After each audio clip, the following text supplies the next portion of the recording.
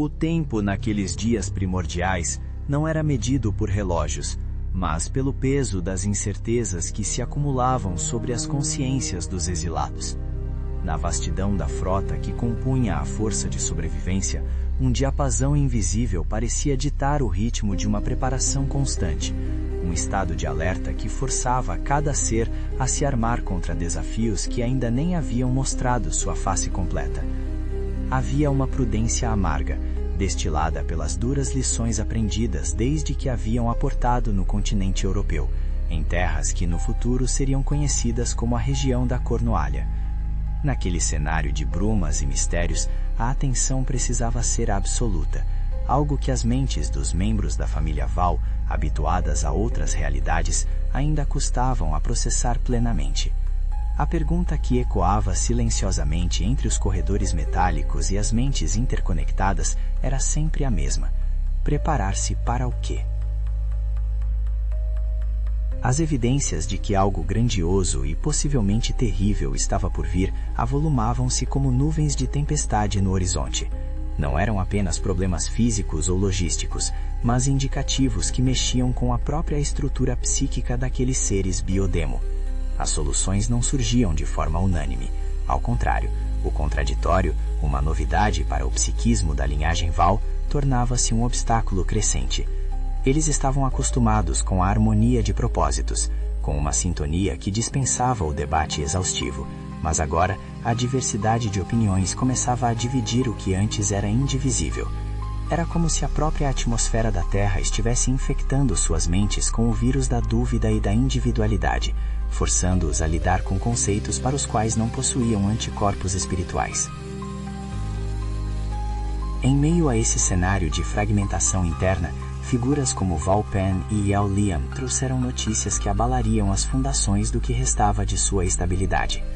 Uma novidade perturbadora estava ocorrendo no planeta, algo que já se manifestava há algum tempo, mas que só agora batia à porta da Frota Norte. Rumores sobre um ser que se apresentava a todas as forças em ação na Terra como o Criador Supremo do Universo começaram a circular. Esse ser reivindicava a autoria de tudo o que existia, das adjacências galácticas a cada centelha de vida. Para os exilados, essa reivindicação não era apenas uma declaração de poder, era um gatilho que os remetia aos tempos sombrios dos postulados de Yale Luzbel, o início de todo o problema que os trouxera àquele exílio forçado. Inconscientemente, a família Val e os demais membros da frota haviam tentado esquecer as questões conceituais que deram origem à rebelião e à subsequente queda. Eles haviam se focado na sobrevivência, na manutenção tecnológica e na adaptação a um mundo que lhes era estranho, e muitas vezes hostil. No entanto, a realidade agora os obrigava a encarar novamente o problema virótico mental que havia acometido um número impensável de seres biodemo no passado. O ressurgimento desse tema não era apenas uma coincidência histórica, parecia uma peça de um jogo muito maior, uma manobra de forças que eles ainda não conseguiam compreender totalmente, mas que já sentiam vibrar em seus próprios campos psíquicos. Yale Liam, com uma postura que se tornaria lendária entre os seus, defendia um apego perene aos preceitos de outrora. Mesmo que diante das dificuldades diárias e do infortúnio do exílio, essa preocupação parecesse pouco prática para alguns, ele insistia em manter viva uma chama que os outros começavam a ignorar. Ele introduziu entre os biodemos certas convenções mentais que seriam um embrião do que a humanidade futura chamaria de fé. Naquela época, a ideia de adoração ou religião era inexistente, algo estranho à lógica direta de suas existências. Mas Liam, talvez sem saber que estava criando um algoritmo que atravessaria milênios, começou a moldar a forma como eles se relacionavam com o invisível e com o desconhecido. Essa mudança psíquica era um marco. Pela primeira vez, o tema de um ser criador supremo foi colocado à mesa de discussões, e as posturas de Val Pen e Yale Liam tornaram-se os polos de um debate que definiria os próximos séculos de sua estada na Terra. Val Pen, com uma franqueza que beirava o desespero, expressou sua incapacidade de prever um tempo em que sua estrutura pessoal desmoronaria de tal forma. Ele se sentia violentado por sensações que jamais imaginou que poderiam habitar seu íntimo. Cada um deles parecia estar desenvolvendo um teor vibratório distinto, uma descontinuidade entre a euforia e a angústia que sinalizava que a natureza biodemo estava sofrendo uma mutação profunda e irreversível sob o céu da Terra. A inquietação de Val Pen era o reflexo de um mal-estar coletivo que começava a ganhar nomes e formas. Ele descrevia como, desde o surgimento de sua existência, nunca havia percebido em si mesmo a capacidade de abrigar sensações tão díspares. No passado, antes de chegarem àquele mundo, as experiências eram compartilhadas de forma quase uniforme. Se um se sentia bem, todos vibravam na mesma sintonia. Mas ali, sob a influência vibratória da Terra, o psiquismo dos Val estava sendo invadido por um temor desconhecido, um desespero que nascia do simples fato de estarem vivos em uma condição de limitação extrema. Era uma angústia existencial que para os humanos modernos pode parecer comum, mas que para eles representava uma falha catastrófica em seu design original. Ao redor de Valpen, outros membros da frota confirmavam, com inclinações de cabeça e silêncios pesados, que compartilhavam desses mesmos sentimentos estranhos. Independentemente da origem familiar, todos estavam mergulhando em um novo contexto emocional com o qual não sabiam lidar.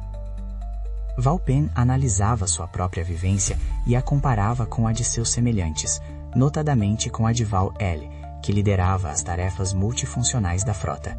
Ele percebia que a existência possuía um aspecto tenebroso, uma face escondida que não se revelava nos painéis de controle das naves ou nas análises científicas habituais. O evento que havia chacoalhado a vibração do planeta por mais de 200.000 voltas solares agora se traduzia em anúncios sobre esse suposto Criador e soberano. O grande enigma, no entanto, era o fato de esse ser não se mostrar. Por que um Criador supremo, um feitor de universos, se manteria oculto daqueles que era obrigado a governar? Essa omissão remetia diretamente às antigas discussões de Iel Luzbel com Sofia, a entidade que eles consideravam seu modelo e origem. A pergunta de Valpen era cortante. Por que o silêncio? Se esse ser era realmente quem dizia ser, qualquer demonstração de sua presença seria natural. No entanto, o silêncio persistente sugeria algo mais sinistro, um processo de manipulação indizível, onde seres eram usados para fins inconfessáveis, mantidos em uma redoma de ignorância, enquanto eram compelidos a confiar cegamente. A confiança, antes uma base sólida, estava se transformando em uma corrente que o sufocava. Valpen questionava abertamente a postura de Sofia, a quem sempre respeitara, mas que agora lhe parecia conivente com essa manipulação através de sua própria ausência ou omissão. Ele relatava encontros com outros seres, como Ostronomos e seus descendentes, que haviam realizado análises genéticas profundas. Nessas pesquisas, descobriram algo perturbador, um sequenciamento X, uma marca interposta por um processo não natural que definia padrões neles de forma desonesta. Havia algo errado com o código que estruturava um modo de ser de várias raças que habitavam o sistema, incluindo aquelas cujos corpos jaziam inertes no satélite do mundo, a Lua. Essas constatações científicas reforçavam a sensação de que todos eram peças em um tabuleiro de xadrez cósmico, cujas regras eram alteradas conforme o interesse de jogadores invisíveis. Val-El, trabalhando exaustivamente com o processador Val, tentava estabelecer um padrão de comparação entre o código de vida dos Biodemo e o dos humanos que começavam a povoar a Terra. Enquanto o código dos Val ainda mantinha uma certa naturalidade, apesar dos desvios produzidos pela mente de Iel Luzbel, o sequenciamento humano revelava uma realidade chocante. Havia inúmeras pontes e processos compactados amortecidos inseridos artificialmente de fora para dentro. Os humanos não eram apenas uma espécie em evolução, eram o resultado de sucessivas manipulações acumuladas, produzidas por grupos ou indivíduos que não pareciam se entender ou que disputavam entre si o controle genético daquela nova raça. Val-El concluíra que o código humano era um campo de batalha. Essa revelação, somada à notícia do suzerano enigmático que agora reivindicava o planeta, levava a uma conclusão inevitável e amarga. Todos, de uma forma ou de outra, estavam sendo usados como cobaias. A confiança em Sofia, que parecia ser o único a conhecer verdadeiramente esse ser oculto, estava por um fio. Se Sofia não se apresentava e permitia que tal entidade agisse nas sombras, quanto de lealdade ele ainda merecia daqueles que sofriam as consequências de suas decisões. A atmosfera na Frota Norte tornou-se densa, carregada por uma eletricidade mental que ameaçava romper as últimas barreiras de coesão. E Elvian, sentindo a gravidade das palavras de Valpen, pediu a palavra.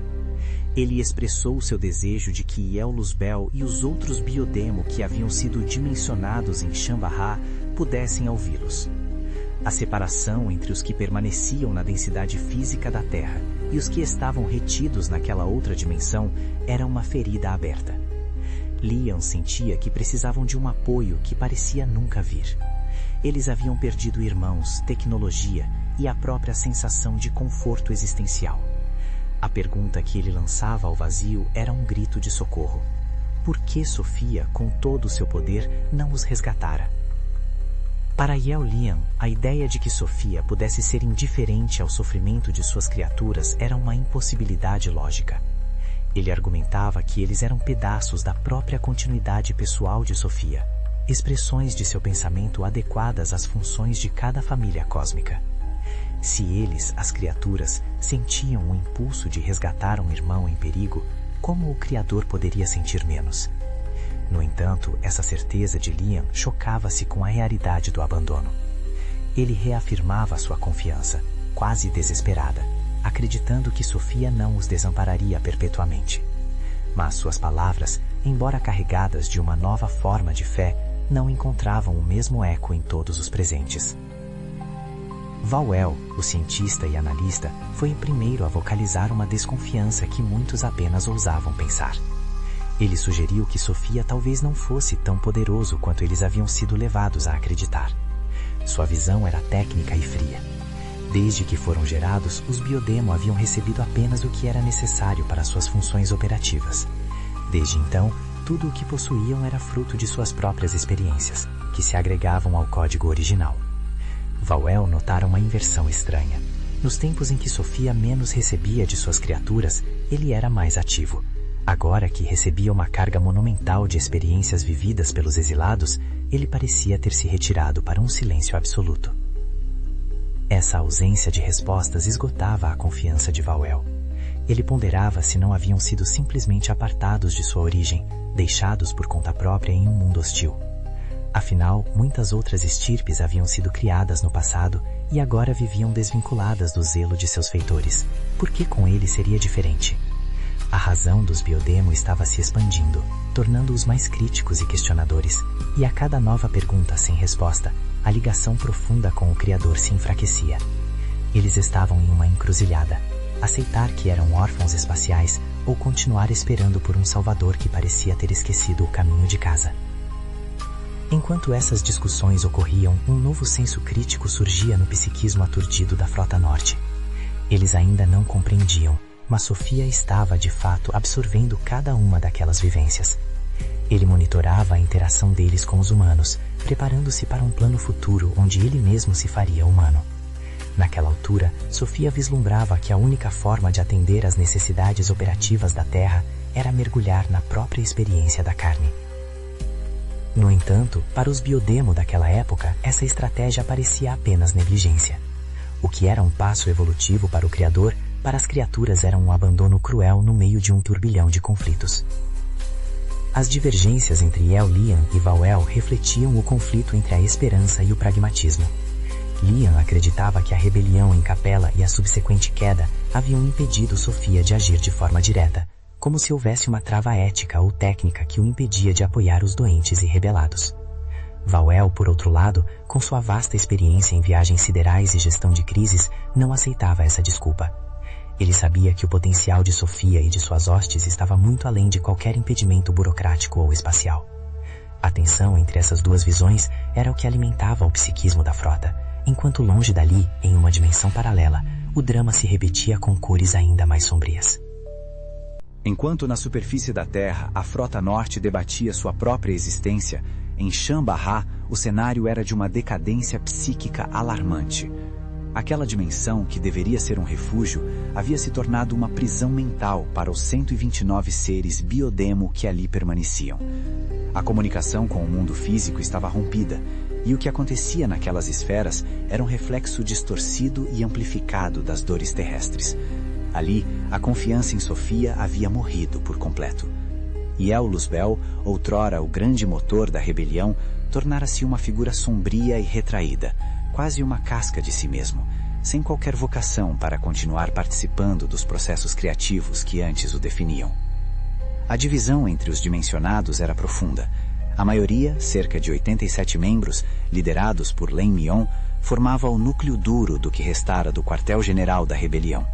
Para esse grupo, Sofia não era apenas um criador ausente, era um traidor sistemático que havia ferido o próprio código de honra que ele mesmo criara. Len Mion, cujo nervosismo e revolta eram evidentes em cada vibração de sua mente, acusava Sofia de ser um calculista criminoso. Segundo ele, Sofia havia lançado seus filhos em uma aventura sem fim previsível, apenas para isolá-los do poder central em Orbon, a sede de seu governo no sistema de Capela. Len Mion via o surgimento do novo ser criador na Terra como a peça final do quebra-cabeça.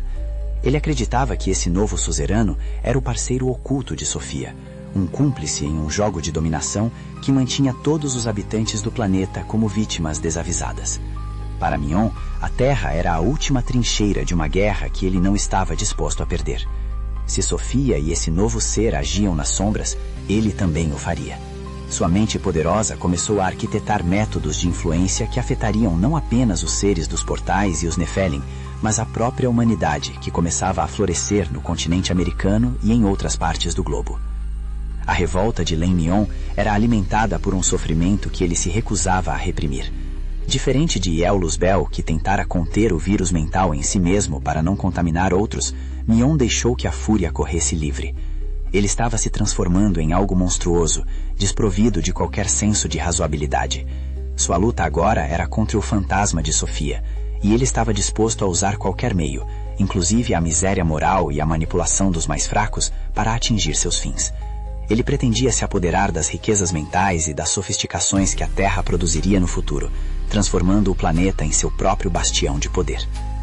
Na Frota Norte, Val-El percebia através do processador Val uma interferência estranha, uma ressonância que não condizia com os padrões naturais de expressão biodemo. Eram subprodutos das novas convenções mentais terrivelmente complexas que Len Mion elaborava em Shambaha. Sem saber a origem exata, Val-El muitas vezes apagava esses registros, tentando proteger o progresso dos exilados de uma influência que ele sentia ser corrupta. Ele não imaginava que aquela infecção digital era o grito de revolta de um irmão que havia cruzado a fronteira da sanidade, decidido a se tornar o maior predador em um ecossistema de predadores. O clímax desse período foi marcado pela declaração de guerra silenciosa de Len Mion. Ele conclamava todos os que sofriam a se juntarem a ele em uma força única. Sua retórica era poderosa. Se o Criador agia como um predador covarde que espreitava suas vítimas, ele, Len Mion, seria o mestre dessa arte. Ele se dizia um aprendiz da crueldade que Sofia havia demonstrado e prometia levar esse aprendizado às últimas consequências.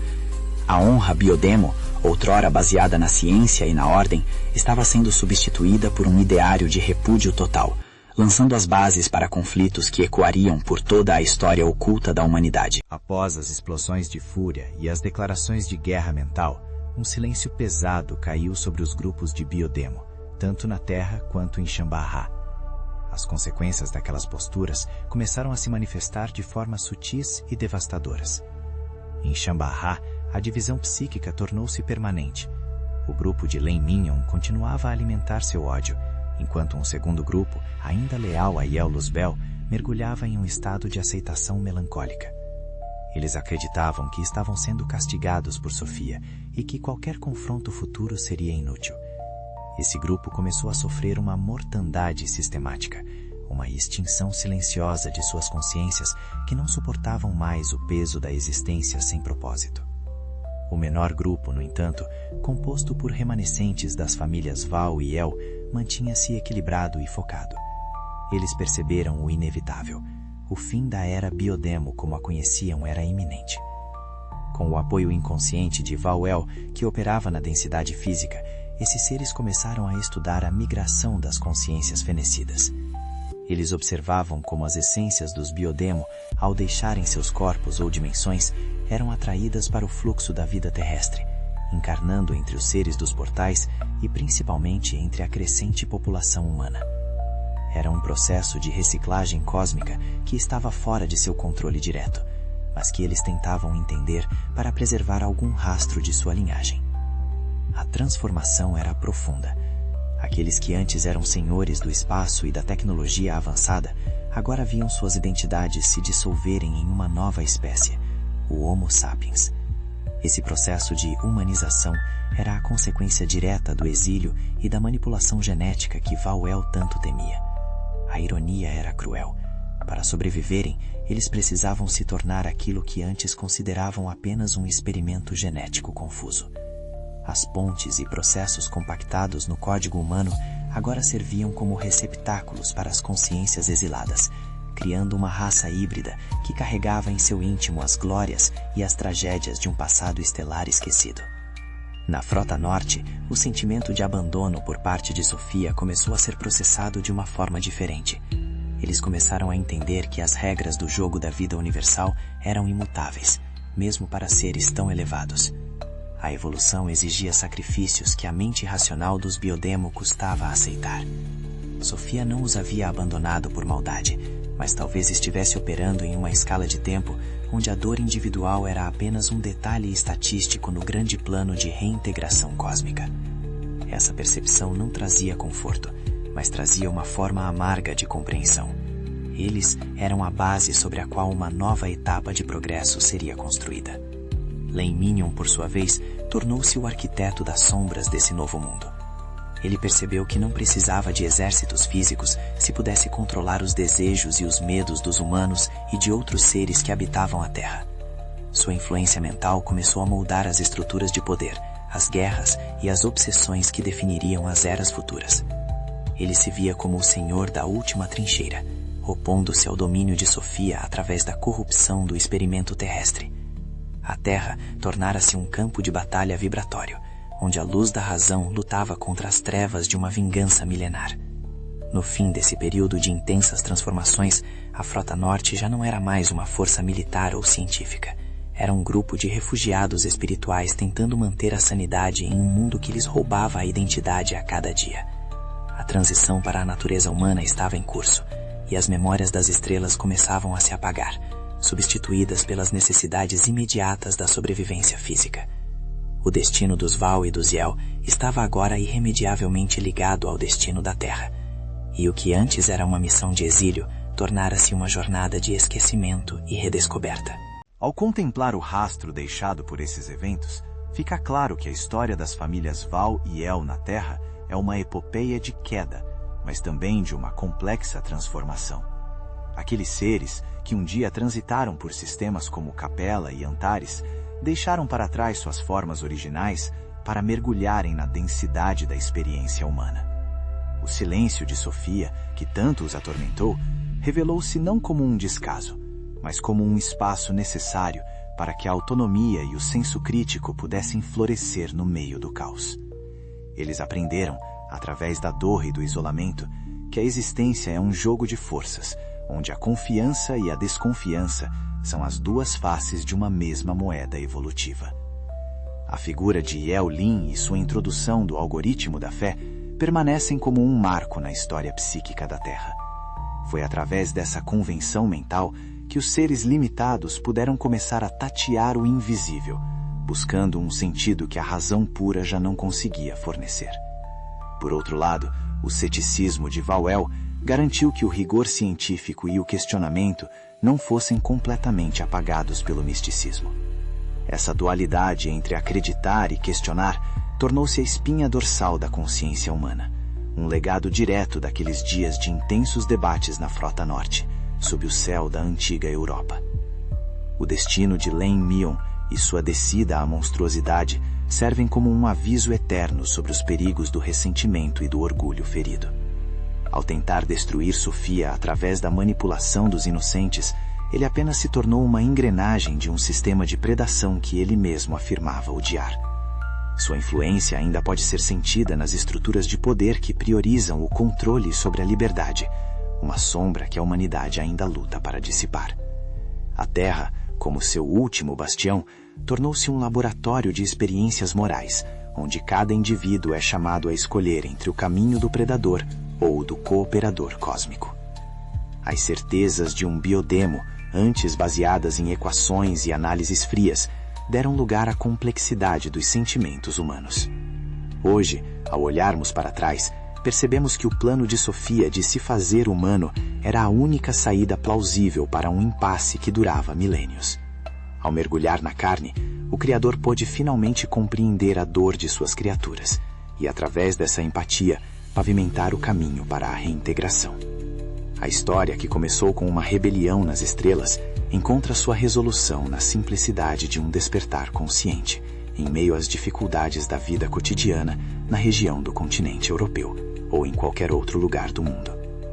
Os personagens dessas páginas, embora não fossem humanos como os conhecemos, deixaram em nós suas marcas genéticas e psíquicas.